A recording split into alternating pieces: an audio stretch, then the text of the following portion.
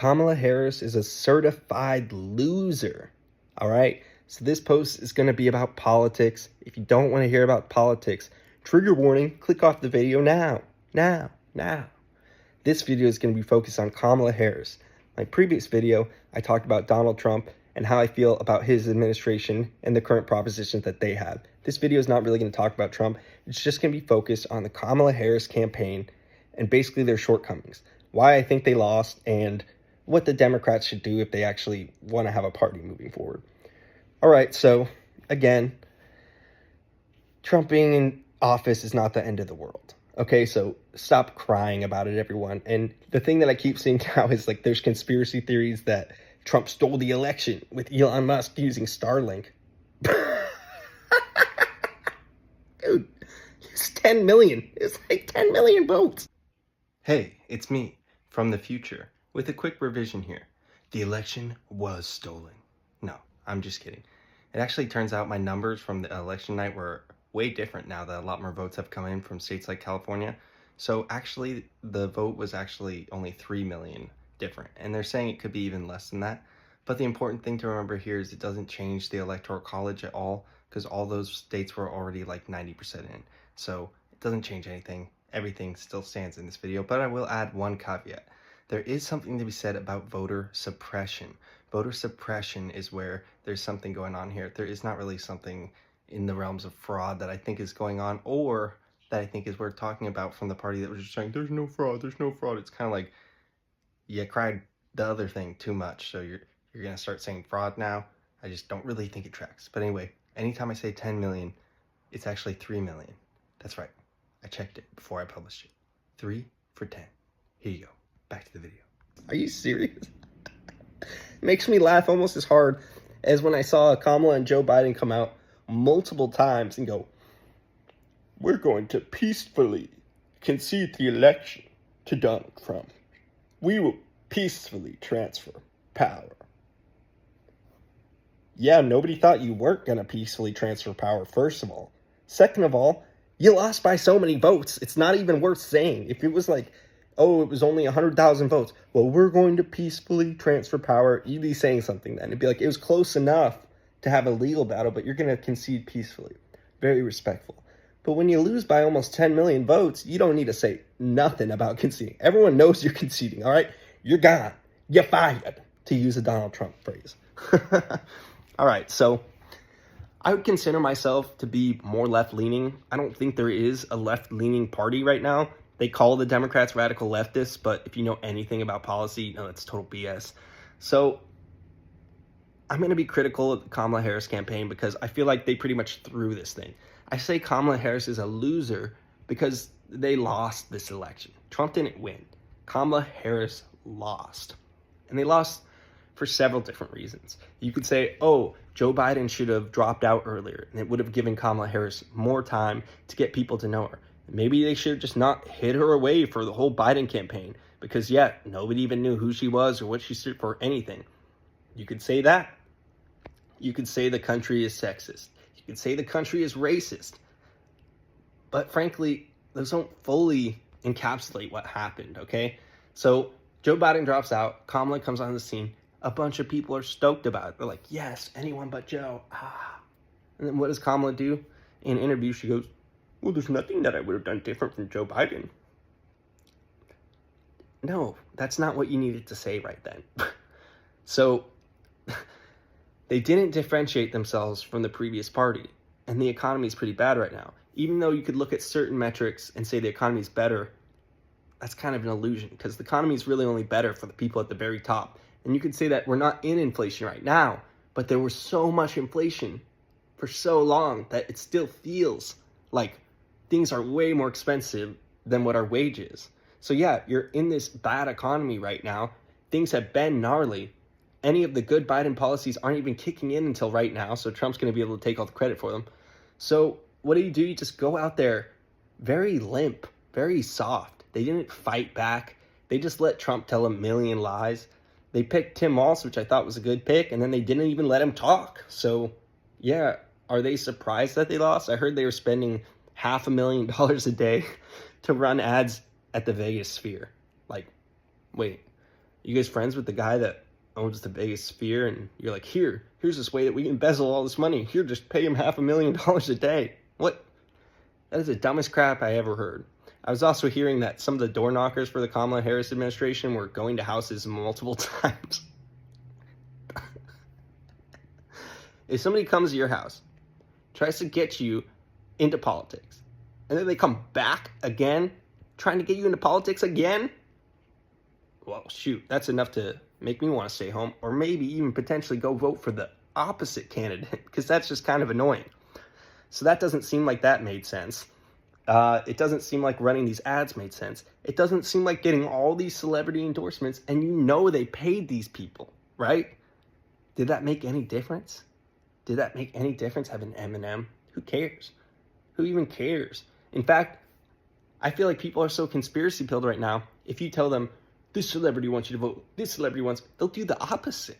It doesn't even work. It doesn't work. So they're wasting money on that. They're wasting money on ads. They're texting everybody. I heard they're in debt now somehow too, which doesn't even make any sense because they raised $1 billion. $1 billion. $1 billion. Yes. And they're in debt and they're still asking for more money. It's like, you lost. Why don't you have more money? You shouldn't have put yourself in debt to lose. It's unjustifiable. So all the billionaire endorsements, all the celebrity endorsements, and really right-wingers endorsements. Like, they're going campaigning with Liz Cheney. Like, you think that the people that are voting for Trump, who's saying that he's an anti-establishment, anti-war, whatever, you think you're going to sway them with some, like, warmonger Republicans in your party? You think that some people are going to vote for you because you have one Republican in your party or something like that. We're going to have a Republican in it. There's a whole party of Republicans over there. Why would they vote for one Republican? They have all the Republicans over here. So that was a pretty dumb strategy, if you ask me. So all of these things adding up, reasons Harris lost, and people are going to still come out here and point the finger at every other group of people except for the Kamala administration. It's their fault. It's their fault. They ran a crappy campaign. They were against Donald Trump. He's a liar. They still couldn't do it. It was bad. It was poorly run. And you could say Trump did this, Trump did. Why didn't they fight back? If he played dirt, why weren't they going to get a little serious with it? No, they just let him say whatever he wanted. They didn't push back. They weren't decisive. They didn't do good media stuff like Trump's going on Joe Rogan, and Kamala could have too, but instead they went on Call Her Daddy. Who is running this crap? Like, I could have told you better moves to do. And I could have told you better moves to do, for real. So, maybe call me next time. But you're going to have to pay me. I don't do it for free, all right? I know y'all get that money. I know you got that $500,000 a day to do an ad at the biggest sphere money, all right? So, yeah, the campaign was a failure. They didn't really have good messaging, and they couldn't say anything about stopping the wars. They were just like, yeah, we're going to continue to support Israel, whatever. Yo, didn't you realize during the primaries that there was like a whole uncommitted movement in Michigan that just wanted the wars to stop? You basically just conceded the ground on like everything to Trump. You said, yeah, we need to do more for the border. Well, that's already his position. He owns that position. So nice try. Say, oh yeah, we got to support Israel. Well, he supports Israel more. So again, it's like you can't just do a lesser version of what yeah, we're going to do that same thing, but less. No. You got to do the other thing.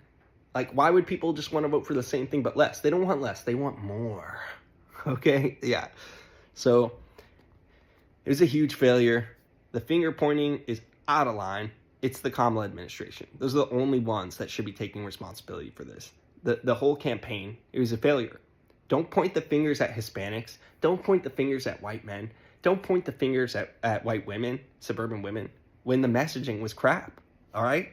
It was not the people's fault. Even there's a percentage of Trump supporters and right-wingers that you could point the finger at and be like, you are ridiculous. Like, your points of view are crazy.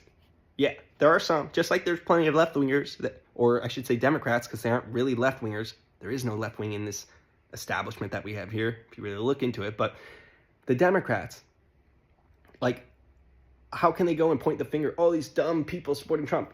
No, y'all are dumb because you couldn't convince them. Don't you go and point the finger at people who voted for Trump. It's your fault. It's your fault. I'll point the finger at you. It was you guys, okay? I don't want to hear nothing about how any group didn't do what they were supposed to do. Nobody's supposed to do anything. Y'all are supposed to campaign. Y'all are supposed to convince us, all right? So I'm not having it, okay? So Democrats, if you want any support from leftists like me, you're going to have to stop being hacks. You're going to have to get the billionaires out of your party. You're going to have to stop taking that money.